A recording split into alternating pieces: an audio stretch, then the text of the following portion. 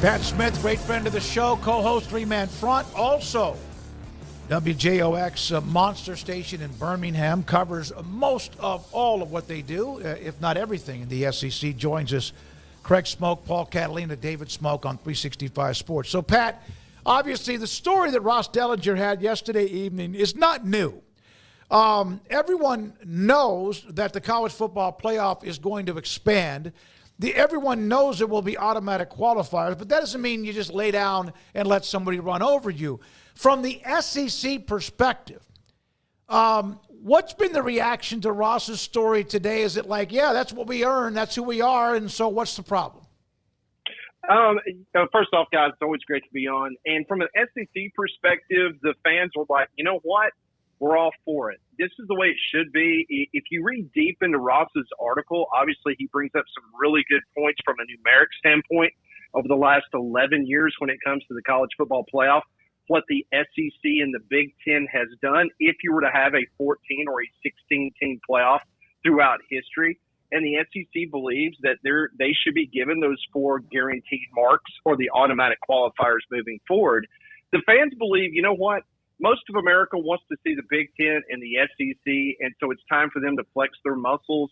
They don't believe that they should be propping up a conference like the ACC. They want to move forward with this plan, and I think this week in New Orleans, as Ross pointed out, I think both the Big Ten and the SEC are going to come a little bit closer to that recommendation that's going to happen late February in regards to the College Football Playoff Management Committee. Counterpoint, Pat. The last 11 years don't mean anything, considering that in 8 of them, there was not NIL in the transfer portal. That is correct. I cannot argue that point. Very well said. Yes, it is a changing landscape. But as we all know, as Brett Yormark, he is hired by the presidents and chancellors of the Big 12. He's going to do what's best for his conference. Greg Sankey, he's going to do what's best for the SEC. Tony Petitti, same thing for the Big Ten. So when it's all said and done, the SEC, based on their historical success and the dominance when it comes to the college football playoff, their presidents and chancellors didn't like what they saw this last year. Listen, they've been on this path for change for a number of years. Matter of fact, as we all know, because it's in y'all's backyard, Bowlesby and Sankey, they both directly, they were architects of something that nobody could get on the same page about in the years before. So now the SEC is going to have to really pretty much take the reins by their hands, and they've got a drafting partner now with Tony Petitti, and with both of those conferences ballooning and having the likes of ESPN and Fox behind them, I really firmly believe that moving forward, they are going to flex their muscles. And I know the rest of college football is not going to like what they hear or see, but I think that's the path we're on. So, Pat, in line with that, I know there's always been the talk about the Super League, and especially the last 2 or 3 years, and everybody's got different versions. Like, for me, it's not just like these 2 conferences come together and they're the Super League. Like, to me, there's got to be some shedding of dead weight, for lack of a better term. But regardless, that's a different topic. What is the end goal here, do you think? Because I think a lot of people, like we had Dan Wetzel on, are just puzzled of like, okay, so you get more spots and more access and more money than you already had, and you've already got gobs and gobs more than everybody. So it's like, when are they just satisfied? If that makes sense as a question. No, listen. I mean, that's a great question, and I think until this House settlement becomes 100%, locked in and it's law, and you're moving forward. Now we've got questions about what is, obviously Title IX has to do with all of this from a federal government standpoint. But from the SEC standpoint, they look at it this way. Them and the Big Ten, they generate the most amount of money. You take a look at the historic aspect of the TV eyeballs that watch football games each and every week, and it's the SEC and the Big Ten. And so they get paid royally and handsomely by ESPN and Fox for that.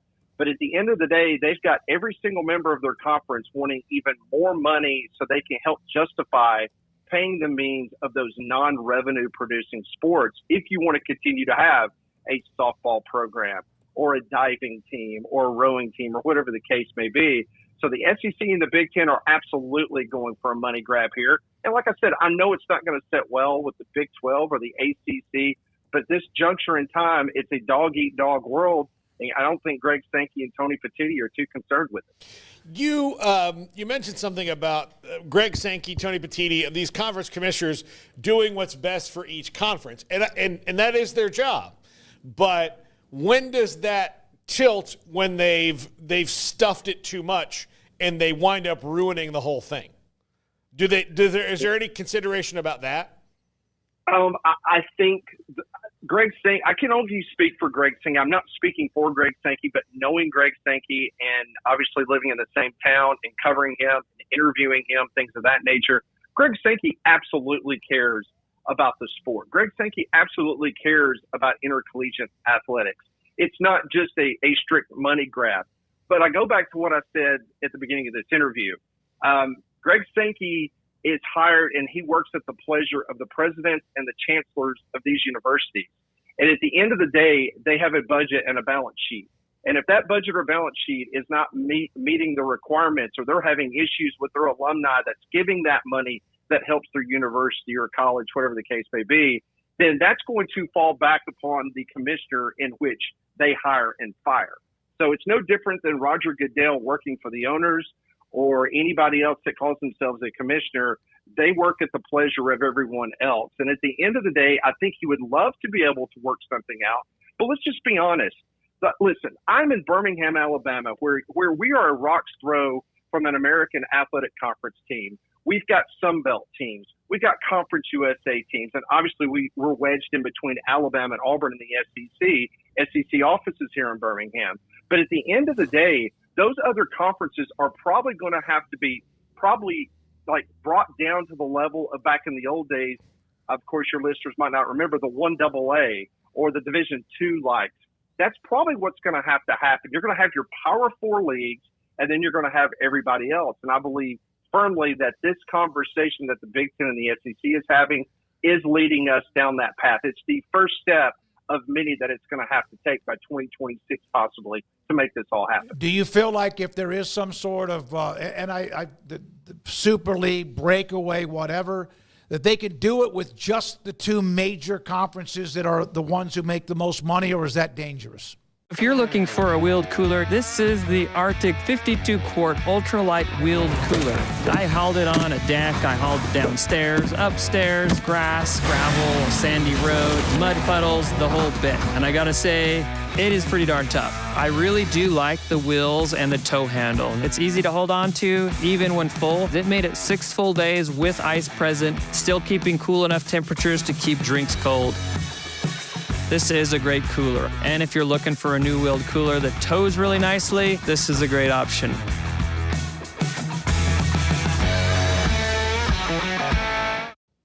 I think it's dangerous, but I also think that when they get into a room, and listen, we all know that right now nothing is going to happen for the 2025 college football playoff because there's no way that you're going to get a unanimous decision. That's just not going to happen in 2025. But since everyone else has ceded control in 2026 to the SEC and the Big Ten, I think they would love to be able to play fair with everybody. And I think that's why you're seeing Ross's story being floated out there to like, okay, look, here we've got the data. So if the Big 12 and the ACC, if they've got a problem with their two automatic, then you guys show us proof or data that would suggest that you deserve more than what you are potentially getting.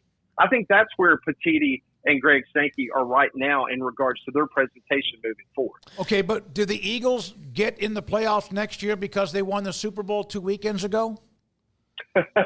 No, once again, I agree with that premise. I'm just telling you from the aspect of the SEC, they do not believe that this should be a government subsidy type situation in which they're going to fund every other league in college football. The SEC is technically right now behind the Big Ten in regards to the amount of money that they're getting per school. Listen, guys, there's a reason why Clemson and Florida State is suing the ACC. There's a reason why they have a $30 million shortfall from the lowest level team in the SEC.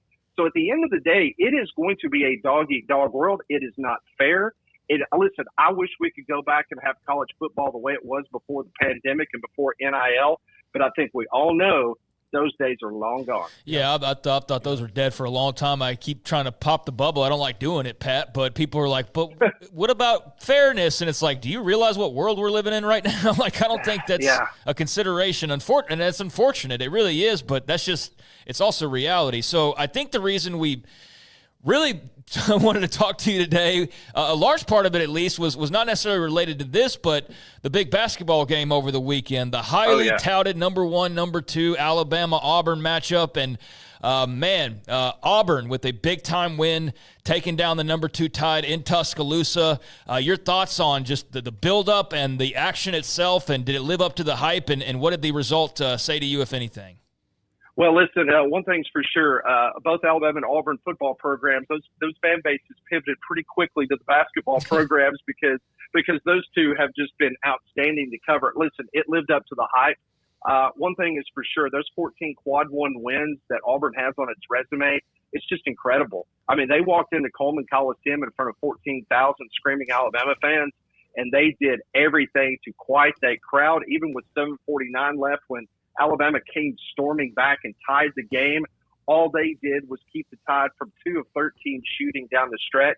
Jani Broome is the National Player of the Year. I know Cooper Flagg's going to get all the press and everything because he plays at Duke, but Jani Broome is playing about 70%, guys. He got banged up earlier in the season. He's still not 100%, but he goes for 19 and 14 against the second team in America. This Auburn team is deep. This Auburn team is dangerous. And we said it on our show today, it's Final Four or bust. With this type of team that he has, there is no reason, and if they can't get to San Antonio, this season has been a huge failure. Pat, I'm kind of curious, like the SEC had, like, Bruce Pearl is a very polarizing guy. You either love Bruce Pearl and you love it, or you think he's a bit of a jackass. Nate Oates isn't trying to make any friends at all, like at all. Calipari, what do you think compared to like a conference like, say, the Big 12, which for the most part has like, mostly the nice guy coaches, like the ones that are, kind of more avuncular, but they've kind of embraced this villain role. And look, if Will Wade can get back in there, he's going to do it. There's no doubt about it. And let's not forget Chris Beard sitting over there. I know he's in Oxford, Mississippi, but he's an interesting guy that you guys covered a good bit. Listen, what has happened to this conference is these schools have decided not only are they going crazy with NIL for basketball, but they're also paying their coaches just incredible amounts of money right now. It is. I have never seen this conference as deep with talent, not only the players, but also the coaching list. It is just unbelievable what's going on. But you're right about Bruce Pearl and Nate Oates. There's plenty of people that you either love them or you hate them, and that's what's so great for us in Birmingham to be able to cover these two guys because, I mean, it is like one day it's all over Bruce and the next day it's all over Nate Oates. So there's never short of material here in this state when it comes to those two. The SEC, we spent a lot of time early on talking to you about what happens with college football playoff, but my God, it's a battering ram in men's basketball, and that's not always been the case. And I saw the story that Alabama does not hire Nate Oates if Auburn doesn't hire Bruce Pearl. Is that true? That's pretty much true. I mean, what they did, and Bruce Pearl, obviously, he came to Auburn. He was still under a show cause, and Auburn had to really talk him into coming. I mean, he came and he couldn't recruit for I think 4 or 5 months before he got to Auburn. But yeah, Alabama's basketball program had kind of been in a malaise, and they were looking for that next new hot coach. And once Bruce Pearl got down there, then all of a sudden it was like, oh boy, we have got to do something here because the infectious energy that he has. And listen, Nate Oates has done a really good job recruiting, and obviously he got Alabama to the Final Four last year. This is a great rivalry between these two. We back in the old days, we had Wentz Sanderson and Sonny Smith at Auburn. Those two guys, those were fantastic rivals. But, man, what they have been able to do, Auburn going to the Final Four under Bruce Pearl, Nate Oates going to the Final Four last year, both teams now potentially knocking on the door of at least the Sweet 16, Elite 8, maybe Final Four. It's done nothing but elevate the level of basketball in the state of Alabama. It's a lot of fun finally coming to fruition. Yeah, it is. There's teams that they really can't afford. Like, for example, Texas is on fumes. However, they have enough quality wins, and damn, here they are. They get blown out at home by Alabama, but then they control, dictate, and beat Kentucky. And what are they, like 5-8 in the conference? But if you look at the projections, even at 5-8, now they got to win more games, that they might be NCAA tournament okay. It's crazy. No, I mean, right now you've got 13 teams, according to Joe Lunardi, that is slated to go to the NCAA tournament. I remember covering this league. Honestly, we were fortunate, guys, if we got 3 to 4 teams, maybe. And then Mike Slive, God rest his soul, the former commissioner, he saw that there was a problem in the league, and they go hire Mike Tranghese from the old Big East days.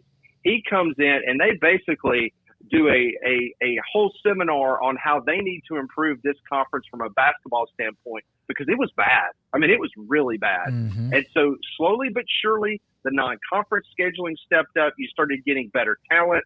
Obviously, the NIL faction of that has helped out big time over the last couple of years, because that's the thing. Auburn his resume is so stupid and as in good that they could lose their next 3 or 4 or 5 games in a row. They could go to Nashville in the SEC basketball tournament and play probably their backups and their walk-ons, and it would not hurt them. Yep. I mean, the hay's really in the barn. Their resume is just so incredible at 14-2 in quad 1 wins. It's amazing. And so I'm going to use that as an example for the schools that are not a part of the Big Ten and the SEC in football. Go try to make that happen. It's not going to be easy. Go, Arizona State doesn't play Texas just really, really tight and maybe wins the game, but win the game. Go win those games if you get the opportunity, because, again, the SEC in basketball used to be, okay, they're going to get 3 or 4 teams and everybody else came out of the ACC, the Big East, and the Big 12, et cetera. Just go win them. Auburn's 9-2 in the top 25. 9-2 against the top 25. And it's crazy because when you mentioned it, Smokey, about like Texas, for example, when you take a look at today's net, and I could be wrong about this, but if you look at the quad 1 wins, you've got Auburn, Kentucky, Tennessee, Alabama. Those are your top 4 with the best records in quad 1.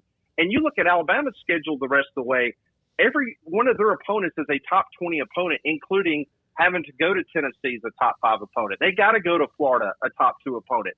Not to mention they got to finish the season at Auburn.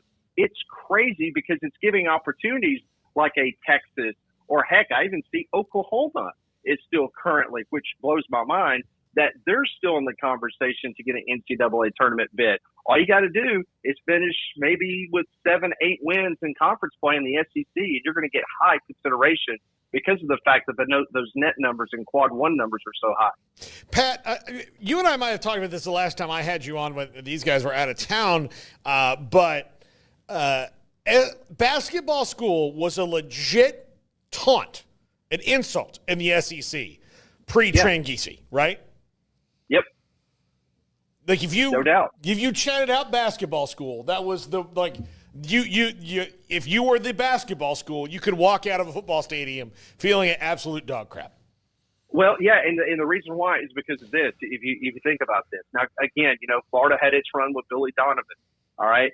But think about this: if you were so-called basketball school, historically, obviously it was Kentucky. Mm-hmm. When has Kentucky ever won anything in football? So you'd make fun of them that way. And then obviously Arkansas came on board. Like once they got into the SEC, then Nolan Richardson, 40 minutes of hell, they had their success. But let's just be honest, Arkansas is not winning many national championships in football. So yeah, if you said that, then that was taking a direct shot, because in our league, if you're not a football heavy or you're not playing for potential national championships in football, you really are nothing when it comes to an athletic department. Although Arkansas won total, indoor track, and LSU had a bunch of success in baseball, whatever the case may be, but it was always about football. But yeah, if you were a success at basketball, you were nothing in anything else. And yeah, it was kind of a way to make fun of other schools in the conference.